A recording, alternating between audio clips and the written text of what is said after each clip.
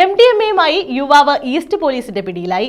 പ്രായപൂർത്തിയാകാത്ത പെൺകുട്ടിയെ തട്ടിക്കൊണ്ടുവന്ന് കൂടെ താമസിപ്പിച്ചതിനും യുവാവിനെതിരെ പോലീസ് കേസെടുത്തു. തിരുവനന്തപുരം പുളിമാത്ത് മഞ്ഞപ്പാറ തടത്തിരികത്ത് വീട്ടിൽ സെബിൻ ഫിലിപ്പാണ് പിടിയിലായത്.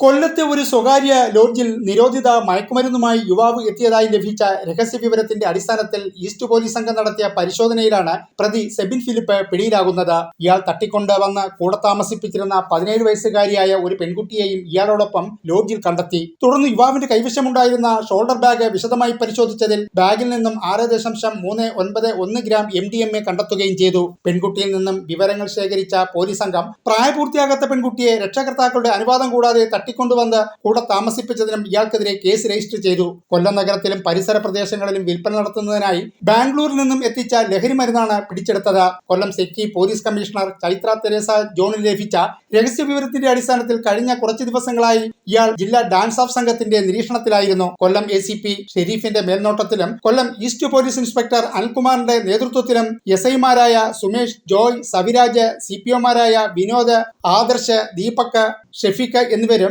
ഡാൻസ് ഓഫ് SI രാജേഷിന്റെ നേതൃത്വത്തിൽ ഗ്രേഡ് SI-മാരായ ബൈജു, P ജെറോം, ഹരിലാൽ, ACPO-മാരായ സജു, സീനു, മനു, ജോജിൽ എന്നിവരുമടങ്ങിയ പോലീസ് സംഘമാണ് ഇയാളെ പിടികൂടിയത്. ന്യൂസ് ബ്യൂറോ, കൊല്ലം.